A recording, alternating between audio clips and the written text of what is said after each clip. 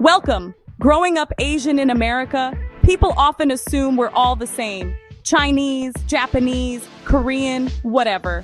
But trust me, we're more like three brothers with totally different personalities. If you think you know East Asian culture, think again. Today, we're diving into 5 surprising differences that set Japan, China, and Korea apart. Beyond just sushi, kimchi, and dim sum, we'll explore what makes a Japanese person feel lost in Korea or a Chinese person out of place in Japan. So grab a seat. Let's jump into this cultural deep dive. Let's do this. First up, let's talk about language, because this is where a lot of confusion starts. No, we don't all speak Asian. In fact, there's no such thing as the Asian language. Asia is a massive continent with thousands of languages and dialects, each with its own unique history and culture. Take Japanese, for example. It uses not one, but 3 writing systems: hiragana, katakana, and kanji. Each script has its own purpose, and mastering them all is a huge challenge, even for native speakers. On top of that, Japanese is famous for its complex levels of politeness. There are different ways to speak depending on who you're talking to, your boss, your friend, or a stranger. Get it wrong, and you might accidentally insult someone without even realizing it. Now, let's look at Chinese. Chinese isn't just one language either. There are many varieties, like Mandarin and Cantonese.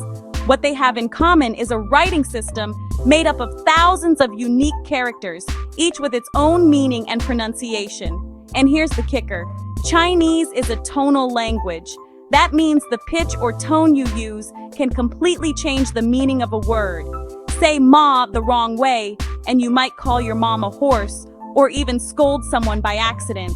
There's no alphabet to fall back on, just pure memorization of thousands of characters. It takes years of practice, even for kids growing up in China.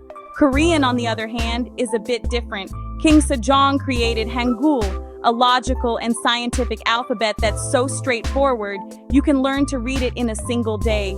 It was designed to be easy and accessible for everyone. But don't be fooled. Korean grammar is a whole new world.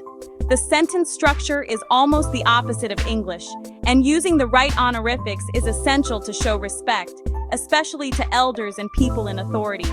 Each language is like its own universe. Japan's intricate politeness, China's maze of tones and characters, Korea's easy-to-learn script, but challenging grammar and social rules. The structure of each language reveals what matters most in each culture. Hierarchy, history, and respect are woven into every sentence and every word. So next time someone asks if you speak Asian, you'll know that's like asking if someone speaks European. It just doesn't make sense. Japanese, Chinese, and Korean are as different from each other as English, Russian, and Arabic. Each has its own roots, rules, and rhythms. Language is the roadmap of culture, and these maps don't overlap. Each one leads you on a different journey through history, values, and ways of thinking. The way we speak shapes how we think, act, and connect with others. It's how we express our feelings, our traditions, and our sense of belonging. It's not just about words. It's about identity, pride, and the stories we carry with us. That's why you can't lump us all together. Each language is a world of its own. Let's move on. Let's talk food. Not just any food, but the kind that tells a story with every bite, that brings people together, and that's been perfected over centuries. When you sit down at a table filled with Asian dishes, you're not just eating, you're experiencing history, culture, and tradition all at once. Here's the thing. Asian food isn't just one thing. It's a world of flavors, textures, and philosophies, each as unique as the country it comes from. From the bustling street markets of Bangkok to the quiet sushi bars of Tokyo, every dish has its own identity. Take Japanese cuisine, for example. It's minimalist, almost poetic. Think delicate sushi, pristine sashimi, and bento boxes arranged like tiny works of art. Every ingredient is chosen with care, every cut precise, every plate a canvas. Japanese food is all about subtlety and seasonality. The flavors are gentle, letting the freshness of the ingredients shine. Even the way dishes are presented changes with the seasons, reflecting nature's beauty and the chef's respect for it. Now, Chinese food is a whole different adventure. It's a wild, flavorful mural, spicy Sichuan hot pot that tingles your tongue, sweet and savory Shanghai soup dumplings, and delicate Cantonese dim sum that arrives in endless bamboo baskets. In China, every meal is a family-style feast. Dishes are shared, conversations are loud, and laughter fills the air. Eating is a communal event, a way to bond and celebrate togetherness. Korean food, on the other hand, is bold, fiery, and deeply comforting. Fermented flavors like kimchi and gochujang bring a punch to every meal, and there's always a hint of spice that warms you from the inside out. Kimchi is at every meal, barbecue is a social event where everyone grills together, and banchan, those endless little side dishes, show generosity and hospitality. It's about sharing, caring, and making sure no one leaves the table hungry. If Japan whispers to your taste buds with elegance, China throws a vibrant flavor party, and Korea gives you a spicy, heartfelt hug. Each country's food is a reflection of its people and their way of life. Even the way we eat is different. In Japan, meals are quiet and respectful, almost meditative. In China, it's all about noisy sharing and toasting. In Korea, the table overflows with side dishes and everyone digs in together. Chopsticks unite us across East Asia, but what we do with them couldn't be more different. From the way we hold them to the rules we follow, every country has its own etiquette and traditions. Food is culture on a plate.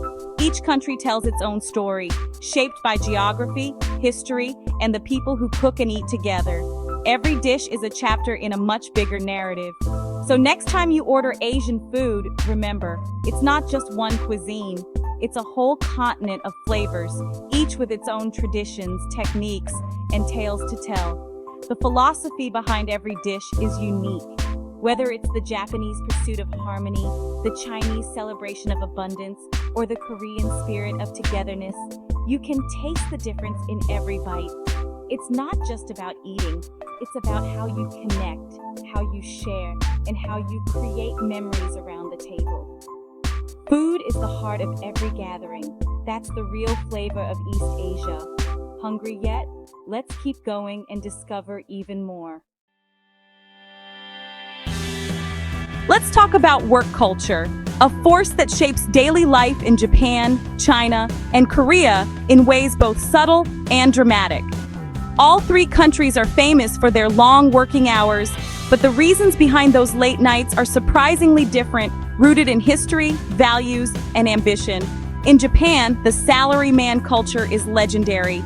It's about loyalty to the company, blending in with the group, and maintaining harmony. Staying late isn't just about finishing work. It's about showing dedication, even if it means socializing with your boss after hours or catching the last train home. Standing out is discouraged. Fitting in is everything. In China, the pace is relentless. The 996 culture, working from 9 a.m. to 9 p.m. 6 days a week, reflects a society driven by rapid growth and fierce competition. Here, ambition is king, and the pressure to succeed is intense. It's a constant race to the top, with people frequently switching jobs to chase better pay, new titles, or more promising futures. The job market is dynamic, and adaptability is key. In Korea, the phrase pali-pali means hurry, hurry, and it's a way of life. Everything moves fast, from work deadlines to food delivery. The pressure to keep up is everywhere, and efficiency is prized. Hierarchy is deeply respected, and after-work gatherings, called hoishik, are almost mandatory. These dinners blur the line between work and play, reinforcing bonds but also extending the workday. Still, winds of change are blowing. Across all three countries, young people are starting to push back. They're seeking work-life balance, questioning the endless grind, and demanding more time for themselves. In Japan, Premium Fridays encourage workers to leave early once a month to enjoy life outside the office. In China, the lying flat movement is a quiet rebellion against burnout. Young people are choosing to opt out of the rat race, prioritizing rest and personal happiness over relentless ambition. Korea's MZ generation, millennials and Gen Z, are demanding flexibility, remote work, and a break from rigid hierarchies. They want to redefine success on their own terms. The next generation is asking tough questions. Is all this work really worth it? What does a meaningful life look like beyond the office? There's no easy answer, but the conversation is growing louder. People are sharing stories, challenging old norms, and imagining new ways to live and work. Work still shapes identity, but so does rest, creativity, and time spent with friends and family. More people are carving out space for hobbies, health, and happiness. Each country's hustle has its own unique flavor, shaped by culture, history, and the dreams of its people. And the future? It's uncertain but full of possibility. As the next generation reimagines what work can be, the story is still being written. Let's see what's next. On to fashion. Fashion time.